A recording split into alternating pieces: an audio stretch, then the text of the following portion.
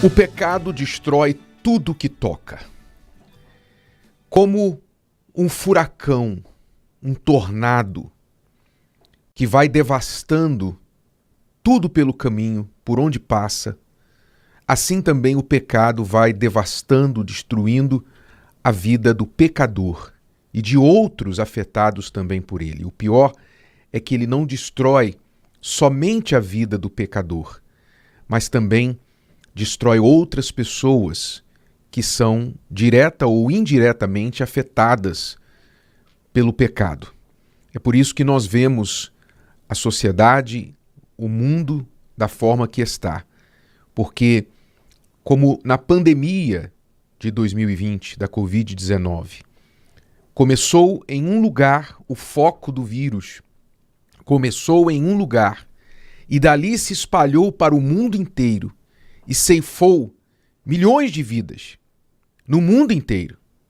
Assim também, o pecado, ele vai se espalhando e vai ceifando vidas, ele vai destruindo, deixando um rastro de destruição atrás dele.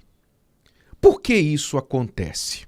Ora, o pecado, ele é um erro que destrói aquilo que está inteiro, aquilo que está intacto. Ele começa destruindo, primeiramente, a própria consciência do pecador. Quando a pessoa erra, imediatamente a sua consciência lhe acusa.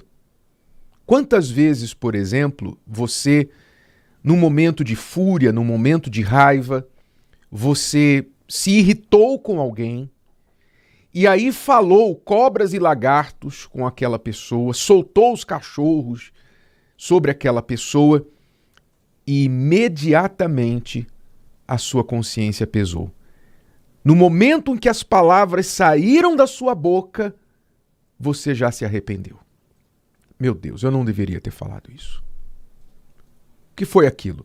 Ali, você que já teve essa experiência, você já experimentou o efeito do pecado na prática, que é, de imediato, afetar a sua consciência, pesar a sua consciência.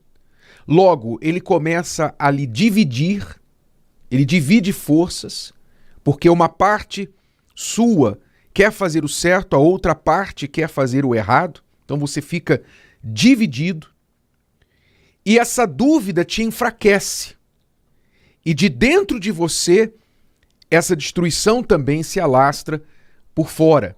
Então nós temos visto, por exemplo, quantas famílias, quantos relacionamentos têm sido destruídos pelo pecado. A mentira, que é um pecado, ela destrói relacionamentos.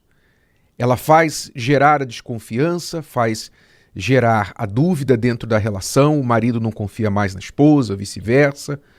A esposa fica com aquela paranoia, ele mentiu para mim uma vez, será que não está mentindo de novo? E começa então as desconfianças, o ciúme, e assim aquele casamento vai sendo enfraquecido. Por causa do pecado, muitas famílias vão se destruindo, porque o vício, que é um pecado, vai entrando na vida da pessoa e ela vai priorizando o vício até mesmo sobre família, filhos, marido, esposa, e as famílias vão se desestruturando. Quantas famílias nem chegam a ser formadas por causa do pecado? Numa noite, numa balada, num relacionamento totalmente físico, sexual, a mulher engravidou sem nenhum compromisso, o rapaz não quis nada com ela, sumiu, deixou-a grávida e agora nasce uma criança que não tem nada a ver com isso. Como eu falei, o pecado vai atingindo a terceiros, muitas vezes inocentes, não é? E aí você entende por que o mundo está da forma que está. Muitos culpam a Deus por isso, mas só tem a eles mesmos para culparem. O ser humano que vai pecando, errando e destruindo tudo que toca esse pecado. Nasce a criança, que não tem nada a ver com isso, e uma família nem chega a ser formada. Hoje, muitas famílias nunca nasceram, morreram antes de nascer, porque o pecado chegou primeiro. Então, famílias são destruídas, Muitas pessoas têm a sua vida financeira destruída, vão à bancarrota, vão à falência, perdem bens construídos aí por anos, são jogados fora por uma noite de apostas, por um vício de apostas, por um golpe que a pessoa sofreu porque ela acreditou na promessa do dinheiro fácil e ela apostou todas as suas economias naquele golpe. Mas por que ela acreditou no golpe? Por causa do pecado da cobiça, que é o que, aliás, a palavra de Deus fala lá no livro de Tiago, irmão do Senhor Jesus, que disse assim: cada um é tentado quando atraído e enganado pelo seu próprio desejo desenfreado, pela sua própria cobiça. Ou seja, nós somos tentados pelas nossas cobiças e a pessoa cai no pecado, ela cai na tentação, como eu falava há pouco, do golpe, por exemplo. Eu caí no golpe do tigrinho, né? Agora do tigre, agora tem o golpe do tigre, tem o jogo do tigre, tem as bets, as apostas, tem aí os jogos online, tem os golpes mirabolantes que prometem fortunas, prometem ganhos fáceis para a pessoa vai, investe tudo que ela tem, depois perde tudo que ela investiu e aí vai no Procon reclamar. Aí ela vai no Procon reclamar. Porque eu fiz isso, fui enganado e tal. Ou então vai na televisão aparecer na penumbra com a voz distorcida e falando: eu apostei todas as minhas economias, eu coloquei todo o meu dinheiro, vendi uma casa, vendi um carro e o fulano fugiu com o meu dinheiro. Horrível, terrível. Mas saiba, eu não estou defendendo o golpista aqui, mas saiba que o primeiro golpe que você sofreu foi o golpe do seu pecado de cobiça. A Bíblia fala que quem quer enriquecer acaba caindo em laço. A pessoa fica vidrada nas riquezas, na promessa de riqueza. Então, o seu coração enganador, que é o que está escrito aqui, atraído e enganado pela sua própria cobiça, ela cai primeiro no golpe do coração, ela cai primeiro no pecado do seu próprio coração, antes de cair no pecado do golpista, do ladrão, do mentiroso que a levou e levou todo o dinheiro que ela tinha. Quer dizer, então as pessoas, o pecado vai destruindo a vida financeira, vai destruindo a família, vai destruindo relacionamentos. Se a pessoa tem uma empresa, ela acaba destruindo a empresa. Eu já conheci empresários extremamente bem-sucedidos que levaram suas empresas à falência por causa de um adultério, por causa de uma secretária.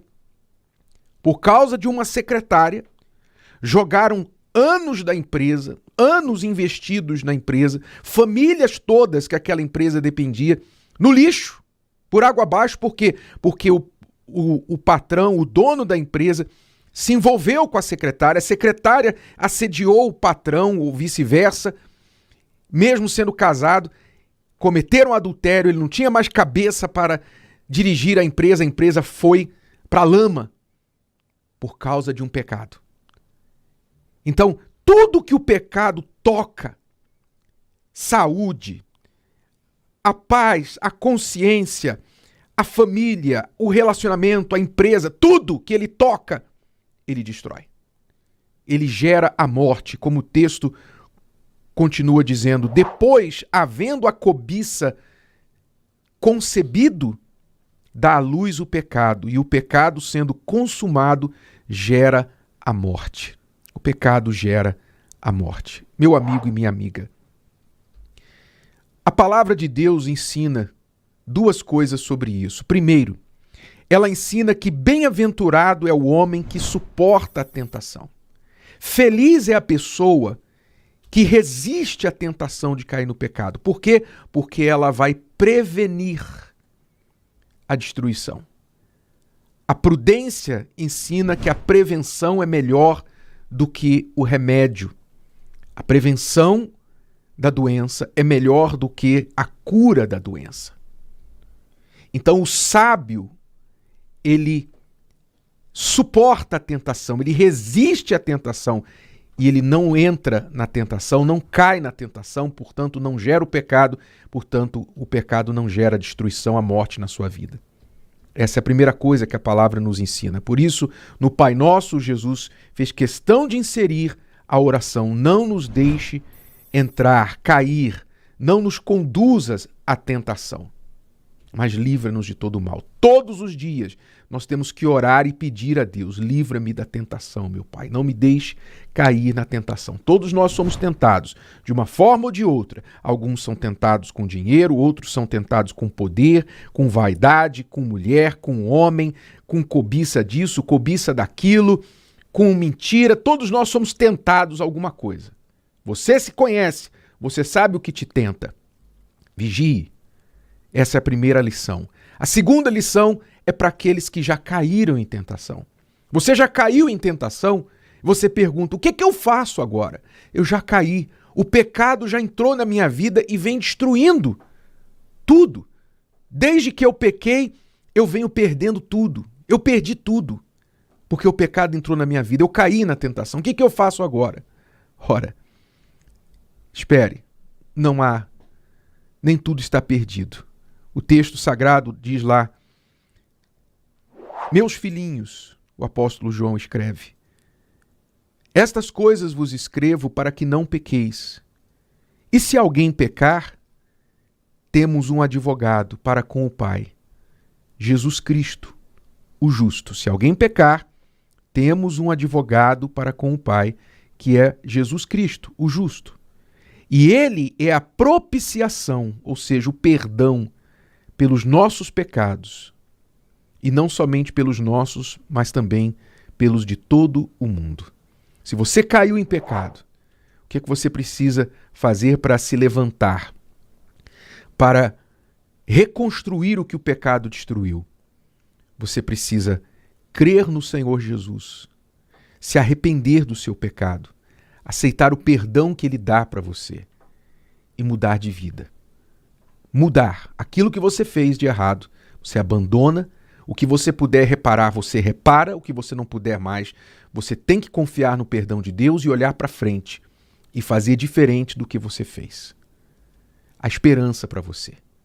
Melhor não pecar, mas se pecou, meu amigo, minha amiga, levante-se enquanto há tempo, arrependa-se, confie no perdão de Deus, no advogado, que é o Senhor Jesus, que te defende, te livra e te dá a oportunidade de começar uma nova vida e não errar mais. Essa é a oportunidade que Ele está estendendo para você hoje, aqui e agora. Se você tiver juízo, aceite. Se o vídeo de hoje te ajudou, você conhece alguém que vai ser ajudado por essa mensagem, passe adiante. E se você ainda não inscreveu aqui no canal, inscreva-se agora. Até a próxima.